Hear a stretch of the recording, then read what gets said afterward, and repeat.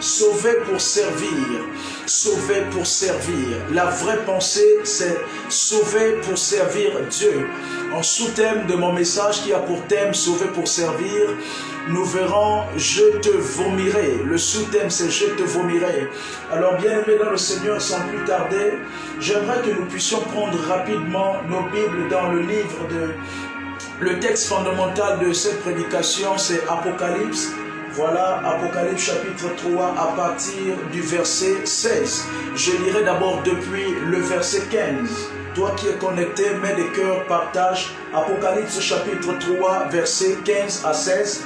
Il est écrit, je connais tes œuvres. D'abord depuis le verset 14, la Bible déclare, à l'ange de l'assemblée qui est à Laodicée, écrit, voici ce que dit l'Amen, le témoin fidèle et juste et véritable, le commencement de la création.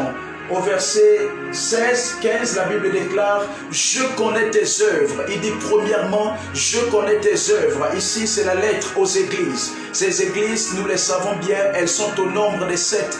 Et l'église de Sardes, c'est la 5e église dans la classification de la lettre aux églises. L'apôtre Jean, le prophète Jean, dans ses révélations, a reçu un manteau de Dieu, a reçu le poids de Dieu d'aller vers les églises, de crier aux églises. Notamment, nous sommes dans la 5e lettre à l'église de Sardes. Et la Bible déclare au verset 16, ainsi parle, depuis le verset 15 d'abord, je connais tes œuvres, que tu n'es ni froid ni bouillant. Je voudrais que tu fusses froid ou bouillant, verset 16. Il dit, je voudrais que tu fusses froid ou bouillant, verset 16. La Bible déclare, ainsi parce que tu es tiède et que tu n'es ni froid ni bouillant, je vais te vomir, je vais te vomir de ma bouche. Il dit, je vais te vomir de ma bouche parce que tu dis, verset 17, je suis riche et je me suis enrichi, je n'ai besoin de rien, et que tu ne connais pas que toi tu es malheureux et le misérable et pauvre, aveugle et nu. Il dit au verset 18, je te conseille d'acheter de moi de l'or passé au feu, afin que tu deviennes riche, et des vêtements blancs, afin que tu sois vêtu, que ta honte, la honte de ta nudité ne paraisse pas, et un collier pour oindre tes yeux afin que tu vois. Oh my God. Il dit un collier afin d'oindre tes yeux afin que tu vois. Bien-aimés dans le Seigneur, ce soir, le thème de mon message, c'est sauver pour servir. Sauver pour servir. Mais la vraie pensée dans laquelle ce servir s'adresse, c'est servir Dieu. Ainsi, nous pouvons donc dire sauver pour servir Dieu. J'aimerais te dire que lorsque Dieu crée toutes choses, bien-aimés dans le Seigneur, il crée toutes choses avec un but bien précis. Il crée toutes choses, la Bible déclare, Dieu nous a créé un corps pour faire sa volonté. Alors lorsque Dieu t'a créé, il avait une raison bien particulière de te créer. Et la raison que Dieu avait de te créer était celle de l'adorer, celle d'être un instrument par lequel il se glorifie, un instrument par lequel il est vivant. Vous savez, bien-aimés dans le Seigneur, Dieu est partout au monde. Dieu est partout dans le monde entier. La présence de Dieu remplit le monde entier. De quelle manière est-ce que la présence de Dieu remplit le monde entier? La présence de Dieu remplit le monde entier par ta vie. Parce que en tant que chrétien, en tant qu'enfant de Dieu né de nouveau, lorsque toi tu peux te trouver à une extrémité de la terre, lorsque tu peux te trouver à un bout de la terre, c'est Christ qui est représenté par ta vie. C'est Dieu qui est glorifié par ta vie. Voici pourquoi, bien-aimés dans le Seigneur, la Bible nous appelle des ambassadeurs de Christ. Et un ambassadeur, lorsqu'il est dans un pays étranger, il ne représente pas seulement sa famille, il ne représente pas seulement sa maison, il ne représente pas seulement sa nation, sa femme, ses enfants. Il représente, mais aussi sur le plan national, toute sa nation. Il est la face de sa nation. Il est la nation, il incarne l'institution de la nation dans laquelle il provient d'origine. Donc Christ nous appelle ici des ambassadeurs parce que nous incarnons l'institution de Dieu. Nous incarnons le gouvernement céleste dans la hiérarchie de Dieu. Lorsqu'un chrétien est sur la face de la terre, Il ne représente pas seulement sa maison, il ne représente pas seulement sa femme, ses enfants, son ministère, il représente aussi l'armée des cieux. Voici pourquoi lorsque Christ est glorifié par ta vie, lorsque Dieu, les œuvres de Dieu sont manifestes par ta vie, c'est tout le royaume de Dieu tout entier qui bénéficie. C'est le royaume de Dieu tout entier qui est édifié. Parce que ta vie n'est pas seulement ta vie, mais ta vie représente aussi sur un plan spirituel toute l'armée des cieux. Voici pourquoi, bien-aimé dans le Seigneur, je te vomirai en sous-thème. Et il s'agit des lettres aux églises. Parmi ces églises, Dieu a félicité plusieurs d'entre elles. Mais pour l'église de Sardes, qui est la 5e église de cette église, Dieu la reproche d'être ni chaud, ni froid, ni bouillant. Nous assistons à la lettre, aux lettres aux églises. Dieu fait la critique positive de certaines églises, de cette église d'ailleurs, mais aussi une critique négative. Il félicite certaines églises. Partage le live, mettez des cœurs, vous qui êtes commentés, mettez des cœurs, mettez des commentaires. Il dit, il a fait la critique de cette église, parmi lesquelles une critique positive, aussi une critique négative. Et ici, dans l'église de Sardes, Dieu reproche cette église de n'être ni chaud, ni froid, ni bouillant. J'aimerais déjà que nous puissions connaître que dans le monde spirituel, il y a deux camps, de manière générale. On a le bien, on a le mal, on a la vie, on a la mort, on a le noir, on a les ténèbres, on a la nuit, on a la lumière, on a les ténèbres. Bien-aimé dans le Seigneur, c'est deux camps. Et ici, la Bible déclare que Dieu reproche cette église de n'être ni froid, ni bouillant. Et ici, on assiste un peu à une église qui se présente un peu et prend la forme d'une église neutre, c'est-à-dire une église qui n'est ni zélée, une église qui n'est ni moins zélée, une église qui est en fait morte, parce que sa présence ici n'est pas vraiment identifiée. Elle se montre être une église qui est ni zélée à la fois ni non zélée. On assiste à comme un phénomène de neutralité. Entre-temps, dans le monde spirituel, la neutralité n'existe pas. Tu ne peux pas être neutre. Soit tu es avec Dieu, soit tu n'es pas avec Dieu.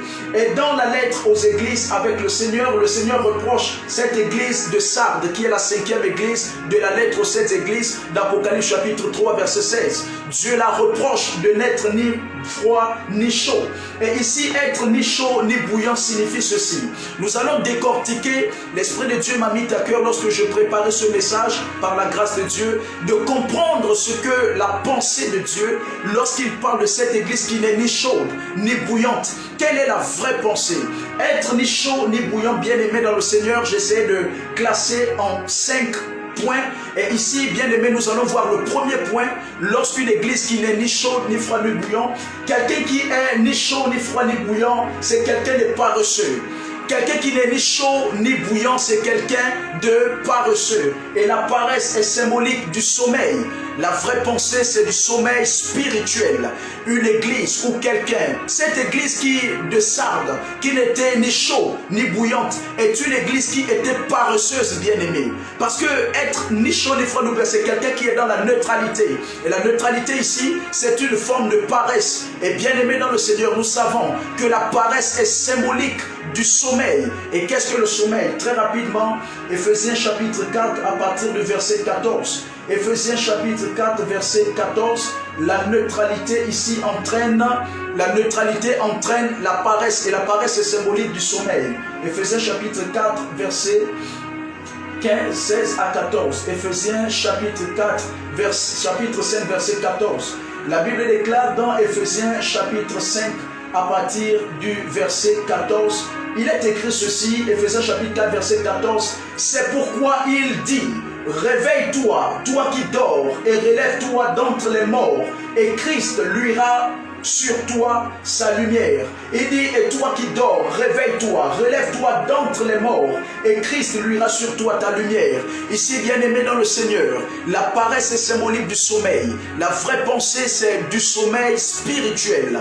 Et les caractéristiques du sommeil, c'est quelqu'un qui est endormi, quelqu'un qui avait des sens de manière précédente, mais qui, à cause de son assoupissement, mais qui, à cause de son sommeil, s'est laissé engloutir et n'a plus de réflexe, de l'habileté à pouvoir être éveillé. Entre-temps, Dieu nous reproche ici et nous demande d'être éveillés. De manière spirituelle, Dieu nous demande d'être éveillés. Dieu demande à ce que nous puissions nous réveiller. Alors ce soir, j'aimerais t'encourager, toi qui es connecté, toi qui traverses des temps difficiles, j'aimerais te dire, tu dois te réveiller parce qu'il faut que tu te réveilles.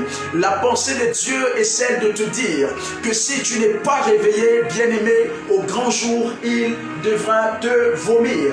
Mais nous croyons, bien-aimé dans le Seigneur, que Dieu est miséricordieux. Voici pourquoi tu dois te réveiller. Voici pourquoi tu dois être éveillé. Et ici, être réveillé, c'est un réveil spirituel. C'est laisser ses sens être éveillé. Et je vois Dieu réveiller ta destinée. Je vois Dieu réveiller ton mariage. Je vois Dieu réveiller ta famille. Je vois Dieu réveiller tout autour de toi. Je vois Dieu réveiller tes finances. Je vois Dieu réveiller ta maison. Au nom suprême de Jésus-Christ, par la puissance du Saint-Esprit, tu sors de cet assoupissement spirituel. Tu te réveilles maintenant. Au nom de Jésus-Christ de Nazareth, ta santé se réveille. Ton éducation se réveille. Tes projets se réveillent. In the mighty name of Jesus Christ. Au nom de Jésus-Christ de Nazareth, bien-aimé, le sommeil spirituel. Le premier défaut de cette église de Sardes, c'était l'assoupissement. Et cet assoupissement entraînait le sommeil spirituel. Et le deuxième point, quelqu'un qui n'est ni chaud, ni froid, ni bouillant, c'est quelqu'un qui autrefois, il était éveillé. Quelqu'un qui autrefois était éveillé, mais qui, à force d'être éveillé pour attendre quelque chose ou une promesse, s'en est endormi. Nous assistons au phénomène où, bien-aimés dans le Seigneur, il y a des personnes endormies de manière spirituelle, étaient avant des personnes éveillées. Un chrétien ne tombe pas dans le sommeil spirituel sans pourtant être éveillé préalablement. Voici pourquoi, bien-aimé dans le Seigneur, il arrive des fois que tu étais peut-être éveillé de manière spirituelle, mais que après un certain temps, tu es tombé dans l'assoupissement spirituel. Tu es tombé dans le sommeil spirituel. J'aimerais dire, les hommes et les femmes qui servent Dieu, les ministères qui servent Dieu, qui aujourd'hui sont dans un sommeil spirituel, étaient avant éveillés, mais qui, à force de patienter le retour de Jésus, à force de patienter les promesses de Dieu, parfois on s'impatiente et on dort sur le chemin de notre destinée. Proverbe Habakkuk chapitre 2 verset 3. Habakkuk chapitre 2 verset 3. Quelqu'un qui n'est ni chaud ni bouillant, c'est quelqu'un qui préalablement était éveillé avant, mais qui en patientant une promesse en est endormi. Habakkuk chapitre 2 verset 3.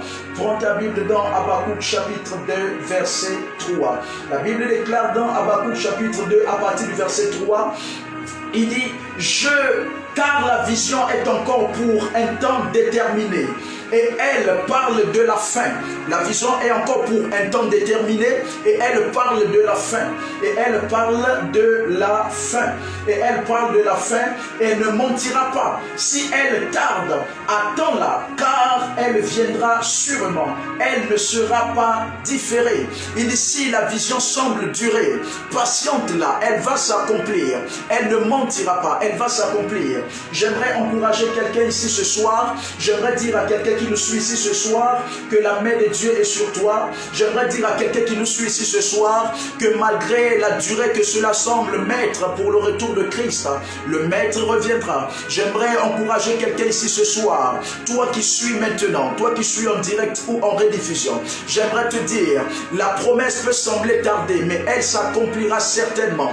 Alors nous qui patientons le retour glorieux de notre Seigneur Jésus-Christ, nous qui patientons de manière impatiente le retour glorieux et majestueux de notre Seigneur, j'aimerais t'encourager sur le chemin de la patience. Ne lâche pas prise, car la gloire de Dieu paraîtra bientôt, car tu seras bientôt dans les noces du Père, car tu seras bientôt dans la sainte gloire de Dieu. J'aimerais t'encourager à tenir ferme, j'aimerais t'encourager à ne pas t'assoupir spirituellement, j'aimerais t'encourager à ne pas abandonner, j'aimerais t'encourager à demeurer ferme. Tiens ferme sur tes convictions, tiens ferme sur tes choix, tiens ferme pour ton ministère, tiens ferme pour ta famille, tiens ferme pour ton mariage. Au nom de Jésus-Christ de Nazareth, je te vois tenir ferme, je te vois tenir ferme dans le nom suprême de Jésus-Christ. Troisième point, quelqu'un qui n'est ni froid ni bouillant, bien-aimé dans le Seigneur, quelqu'un qui n'est ni chaud ni bouillant, c'est quelqu'un qui est passif.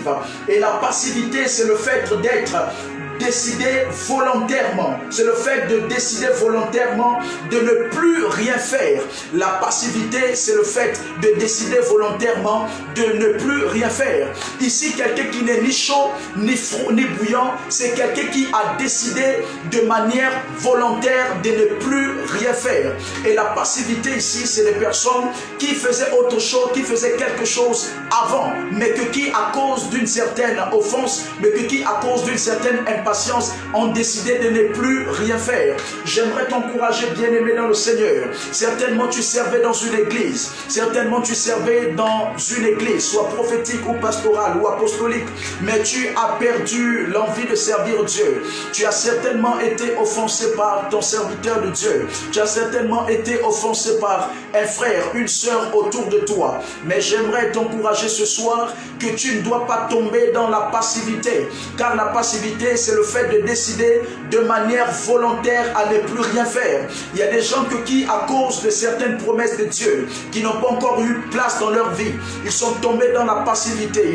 Ils décident de ne plus aller à l'église, ils décident de ne plus prier, ils décident de ne plus méditer. Ils disent qu'ils sont offensés, je ne fais plus rien, je ne vais plus à l'église. Ils sont tombés dans la passivité. Ils décident de manière volontaire de ne plus rien faire. Je déclare et je décrète sur ta vie dans le nom de Jésus-Christ, la passivité quitte ton cœur. Il y a des personnes qui sont tombées dans la passivité scolaire, la passivité séculière, la passivité conjugale. Au nom de Jésus-Christ de Nazareth, que Dieu vous accorde la grâce de sortir de cet état de passivité, que Dieu t'accorde la grâce de sortir de cet état de passivité, au nom suprême de Jésus-Christ. La passivité religieuse, que Dieu t'ouvre les yeux de l'esprit maintenant et que tu sors de cette passivité pour le retour glorieux de notre Seigneur Jésus-Christ de Nazareth. Et je sais que tu sors maintenant de cette passivité au nom de Jésus-Christ. Bien-aimés dans le Seigneur, nous allons très rapidement ouvrir nos Bibles dans le livre de Proverbes, chapitre 6, verset 10. Proverbes chapitre 6, à partir du verset 10. La Bible déclare dans Proverbes chapitre 6, à partir du verset 10, un peu de sommeil, un peu d'assoupissement.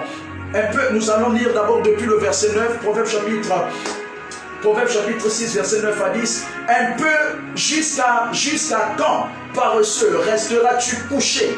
Quand te leveras-tu de ton sommeil? Verset 10, un peu de sommeil, un peu d'assoupissement, un peu de croiser les mains pour dormir. Verset 11, et la pauvreté et ta pauvreté viendra comme un voyageur, et ton dénuement comme un homme armé. La Bible déclare qu'un peu de croiser les bras, un peu d'assoupissement spirituel, un peu de dormir, et ta pauvreté viendra comme un voyageur. J'aimerais te dire, pourquoi est-ce que tu dois sortir de la passivité?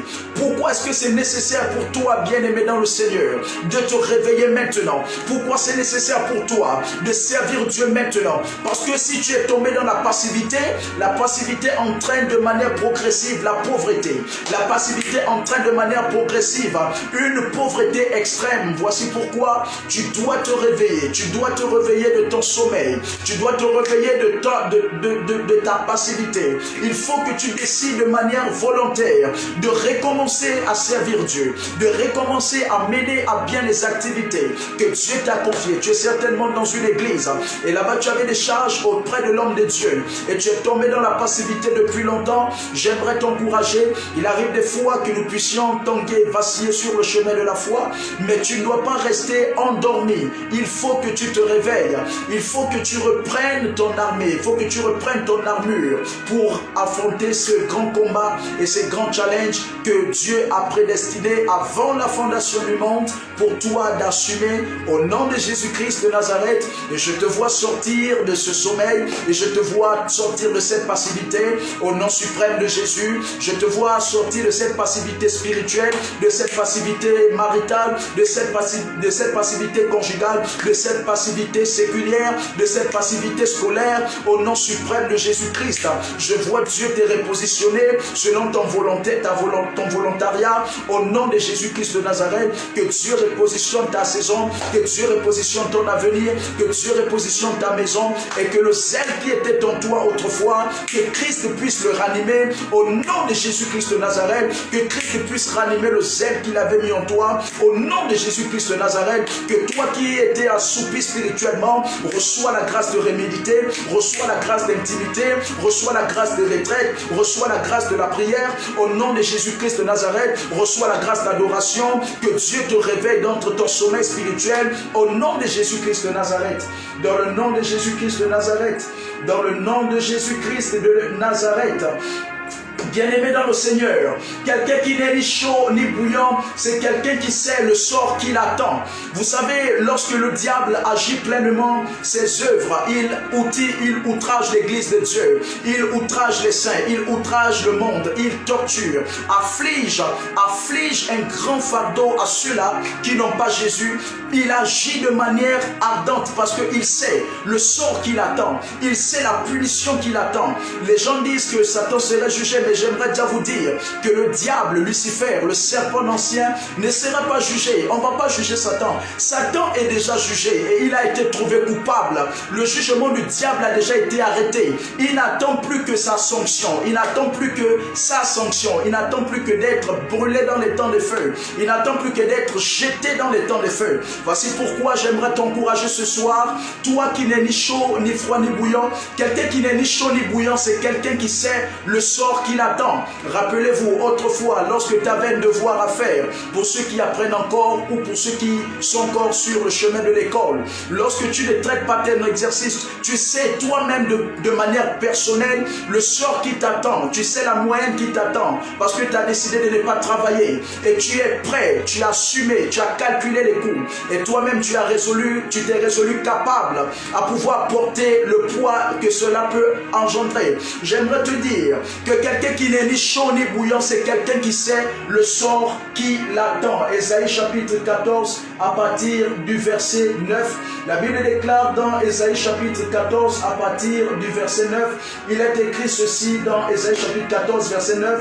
La Bible déclare: le Sheol d'en bas, le Sheol c'est l'enfer. La Bible déclare: le Sheol d'en bas s'émeut pour toi, te rencontrant à ta venue, réveillant pour toi les trépas, tous les boucs de la terre, faisant lever de leur trône tous les rois des nations.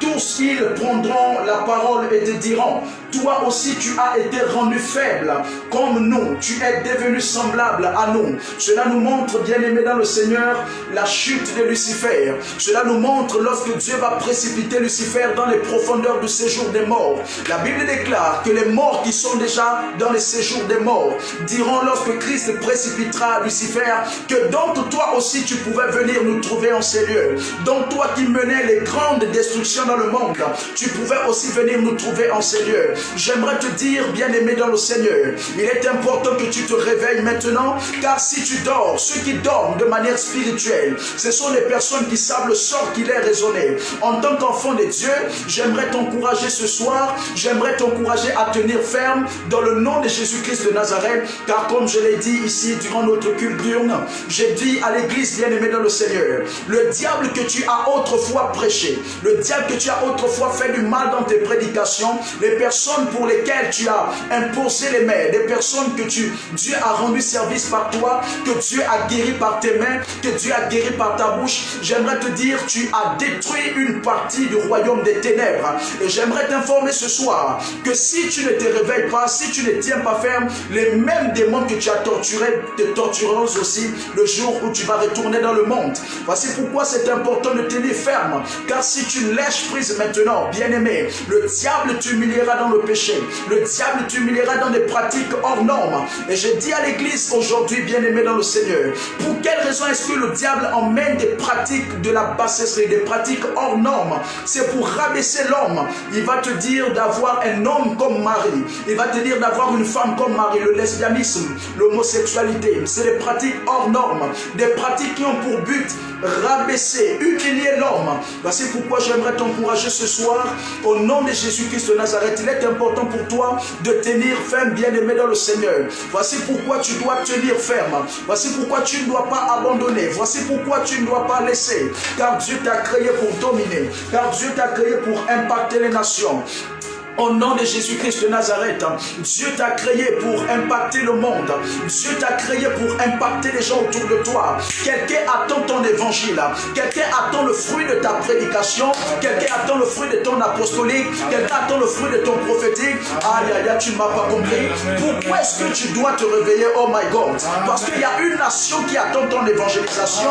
Il y a une nation qui entend ta prière. Il y a quelqu'un dans ta famille qui a besoin de ta voix. Il y a quelqu'un dans ta nation qui t'appelle, il y a quelqu'un dans ta... Oh my God, my God, my God. Je prie pour toi dans le nom de Jésus. Je prie que les chaînes de la tiédeur, les chaînes de l'assoupissement spirituel sont brisées au nom de Jésus. Amen. Que ta destinée se réveille, amen, que ton avenir se réveille, amen, que ton ministère se réveille. Amen. Au nom de Jésus-Christ de Nazareth, amen, tu n'es plus endormi spirituel, l'assoupissement est brisé. Amen. Christ te réveille d'entre les morts. Amen. Christ te réveille d'entre ton assoupissement. Amen. Au nom de Jésus-Christ de Nazareth. Amen. Be blessed in Jesus' name. Amen. In the mighty name of Jesus. Bien-aimé dans le Seigneur, le quatrième point qui est là, les trois derniers points. L'autre point, c'est ceci, bien-aimé. Quelqu'un qui n'est ni chaud ni froid. C'est quelqu'un qui communique aux autres sa tiédeur. Voici pourquoi j'aimerais encourager quelqu'un. Dans une église, l'église dans laquelle tu pries. Voici pourquoi ne sois pas ami de tout le monde. Ne marche pas avec tout le monde. Même dans l'église, il y a dans l'église, ne t'allie pas avec tout le monde. Je sais, nous ne marchons pas nous ne faisons pas une congrégation dans une congrégation.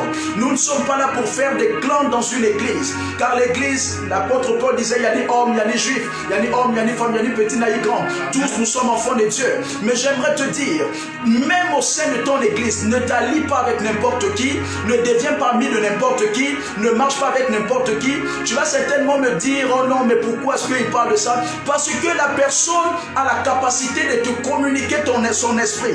Les personnes à qui tu t'allies ont la capacité de te communiquer leur esprit. Si dans une église, tu vas faire amitié avec un chrétien juste parce qu'il prie avec toi, mais tu ignorais qu'il a le mensonge, mais qu'il ignorait que, oh my God, my God, my God, my God. J'aimerais t'informer, bien-aimé, même au sein de ton église, ne sois pas mis avec n'importe qui. Il y a des personnes qui ne te communiqueront pas le sel qu'il faut pour aller au ciel. Il y a des personnes qui, oh my God, il y a des personnes avec qui tu es ami dans l'église, qui ne te parlent que du monde. Même quand tu vas visiter la personne chez elle, quand tu arrives dans sa maison, il est prêt à vous parler de tout, de la politique, vous parlez de l'économie mondiale, vous parlez de l'économie de votre nation, vous parlez de l'éducation, vous parlez du travail, mais tu es choqué de connaître qu'après il ne te parle même pas de Jésus et il te laisse repartir chez toi. Il y a des personnes qui ne nous communiquent pas le zèle. J'aimerais te dire ça, ne sois pas ami avec tout le monde, ne sois pas, parce que l'amitié est spirituelle. Vous avez déjà vu, il y a des personnes qui ont déjà été en prison juste parce qu'ils sont amis d'un bandit. Et lorsqu'on descend pour arrêter le bandit, on cherche aussi son ami intime pour l'amener en prison. Mais il va en prison, c'est pas parce qu'il a commis un délit, mais juste à cause de son attachement avec l'autre. Oh my God. Amen. La Bible déclare dans le livre de Proverbes chapitre 27 verset 17. Proverbes chapitre 27 verset 17. Prends ta Bible dans le livre de Proverbes chapitre 27 à partir du verset 17. La Bible déclare ceci en Proverbes 27 chapitre 17. Le fer s'aiguise par le fer. Amen. Un homme ranime le visage de son ami. Amen. Il dit le fer s'aiguise par le fer. Oh Rabasoto, les obrakato salada. Je prie pour toi en cette saison. Les amis que Dieu va te donner en 2021 n'ont rien à voir avec ceux de 2020. Amen. Au nom de Jésus-Christ de Nazareth, amen, la compagnie que Christ met autour de toi en 2021 n'ont rien à voir avec ceux de 2020. Amen. Au nom de Jésus-Christ de Nazareth, amen, Dieu te donne des amis remplis de qui peuvent t'encourager le jour du besoin, qui peuvent te soutenir en cas de détresse. Au nom de Jésus-Christ de Nazareth, c'est fini les amitiés par intérêt, c'est fini les amis qui vont te conduire dans le monde. Dans le nom de Jésus-Christ de Nazareth, Dieu te donne des amis qui seront aiguisés, des amis qui seront aiguisés ta nation en tant qu'homme de Dieu. Oh my God, je prie au nom de Jésus que Christ te connecte aux hommes de ta destinée, que Christ te connecte aux hommes de ta vision, que Christ te connecte aux ceux qui vont te prospérer. Au au nom de Jésus-Christ. Si tu n'as pas encore fait rencontre avec les hommes de ta destinée, ta vie ne peut pas changer. Je prie que Dieu te connecte avec les champs de ton avenir, avec les champs de tes business, avec les champs de tes affaires, au nom de Jésus-Christ. J'aime ce que la Bible déclare. La Bible dit ceci: à moins qu'une semence ne tombe en terre, ni qu'elle ne meure, qu'elle ne pourrisse, si elle ne peut pas porter de fruits. J'aimerais t'annoncer ceci: tu aurais beau avoir la grandeur en toi, tu aurais beau avoir les visions en toi, tu aurais beau avoir les promesses de Dieu en toi, mais si tu n'es pas au contact des sols, tu ne pourras jamais te décomposer, tu ne pourras jamais pourrir pour porter du fruit. La Bible déclare: à moins qu'une semence ne tombe en terre, qu'elle ne meure, qu'elle ne pourrisse pour porter du fruit. Sinon, une semence aurait beau être semence, si elle n'est pas au contact de la terre, elle ne portera jamais de fruit. Vous pouvez aller dans des marchés. Quand tu arrives dans un marché bien-aimé dans le Seigneur, tu vas trouver des semences. Il y a des gens qui vendent des semences, des commerçants qui vendent des grains de maïs, des grains de zèle, des grains de gombo. Ces grains sont avec eux depuis dans des bouteilles. Pourtant, ce sont des grains destinés à porter du fruit. Destinés à porter du fruit. Tu vas dans un marché, tu vas trouver des commerçants qui vendent du maïs, qui vendent de l'oseille. Pourtant, ces grains sont destinés à porter du fruit. Mais ces grains font des années dans le flacon, sont pourtant faire pousser de l'oseille, parce que ces grains ne sont pas encore en contact du sol. J'aimerais t'informer, oh my God, my God, my God, my God, my God. J'aimerais t'informer. Tu aurais beau avoir les promesses de Dieu sur ta vie, tu aurais beau avoir les promesses prophétiques sur ta vie, si tu n'es pas en contact de ton sol, tu ne porteras jamais de fruit. Je prophétise et je déclare que Dieu te connecte avec les gens de ta destinée, que Dieu te connecte avec les gens de ta mission, in Jesus mighty name. Que Dieu te connecte avec ton sol. J'appelle ces personnes mon sol. Que Dieu te connecte avec ton sol, le sol de ton élévation, le sol de l'élévation de ta nation. Je prie au niveau national et au niveau international que Dieu connecte notre nation avec des nations qu'il faut pour investir. Que Dieu connecte les nations du monde avec les nations qu'il faut pour investir. Nous brisons toute incompatibilité. Nous déclarons la compatibilité. 2021 est une année de bonnes nouvelles. L'année où Dieu connecte ta nation avec les nations qu'il faut. Nous déclarons que les nations qui sont surendettées, ces nations au nom de Jésus, reçoivent l'aide de Dieu. Reçoivent l'aide de Dieu. In Jesus mighty name. My God, my God, my God, my God. Bien-aimé dans le Seigneur. Bien-aimé dans le Seigneur. Ici, quelqu'un qui n'est ni froid ni bouillant, c'est quelqu'un qui n'est pas devenu froid à l'instant, mais c'est progressivement que sa tiédeur a pris possession de lui, possession de lui, possession de lui. Vous savez, bien-aimé dans le Seigneur, l'assoupissement spirituel ne naît pas du jour au lendemain. Cela ne naît pas à l'instant. C'est un travail progressif. Ça prend du temps. Tu commences à ne pas aimer la prière. Tu commences à haïr la méditation. Tu commences à haïr la présence de Dieu. Tu commences à haïr la présence des amis. Puis peu à peu, tu tombes dans ce qu'on appelle l'assoupissement spirituel. Où tu n'as plus envie de méditer, où tu n'as plus envie de... Oh, in the mighty name of Jesus Christ, nous prions maintenant que Dieu réveille ton esprit, que Dieu réveille ton âme de cet assoupissement spirituel. Je ne sais pas à quel niveau tu te trouves, mais j'aimerais te dire, reçois la grâce de te réveiller. Au nom de Jésus-Christ de Nazareth. Et ici, avant de terminer, j'ai fait la critique de quelqu'un qui n'est ni chaud ni bouillant. J'aimerais aussi pouvoir dire 2-3 choses. Comment sortir de la tiédeur spirituelle? Comment sortir de l'assoupissement spirituel? Comment sortir de l'assoupissement spirituel? Oh my God, my God, my God. Comment sortir de l'assoupissement spirituel? Alléluia. Il est important de connaître comment sortir de l'assoupissement spirituel. Comment sortir de l'assoupissement spirituel? Pour sortir de l'assoupissement spirituel, il faut savoir que tout sommeil a une fin.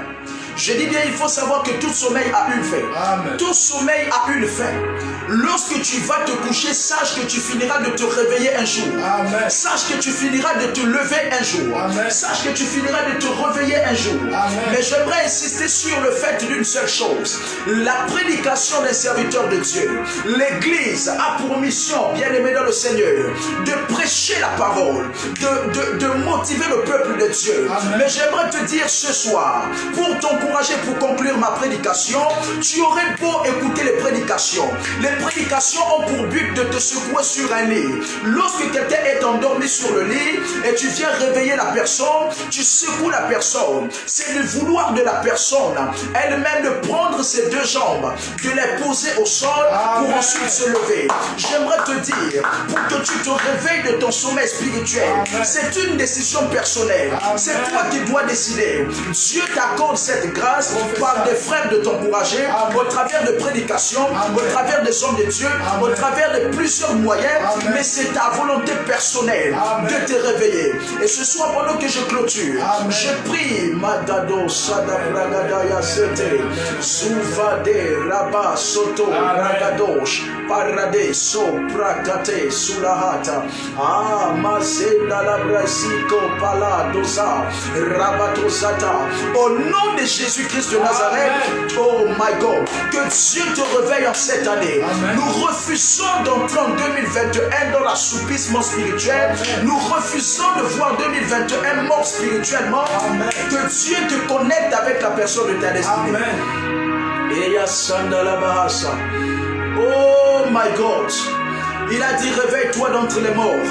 Seigneur, je prie pour ton peuple. Amen. Je prie pour quelqu'un qui peut me suivre ce soir. Amen. Je prie pour quelqu'un qui peut me suivre en direct ou en rediffusion. Amen. Je prie pour quelqu'un qui peut se situer dans cette nation pour me suivre. Amen. Dieu Père, je prie maintenant pour cette personne. Amen. Seigneur, je prie pour cette personne maintenant.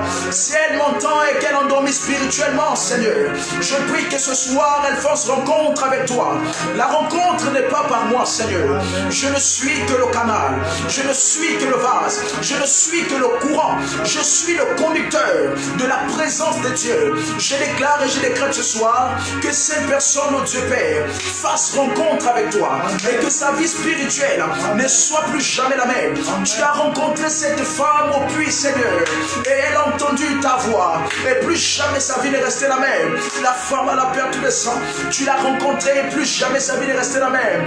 Je prie, oh Dieu Tout-Puissant, tu as rencontré cette dame à la perte de sang depuis de longues années, Seigneur.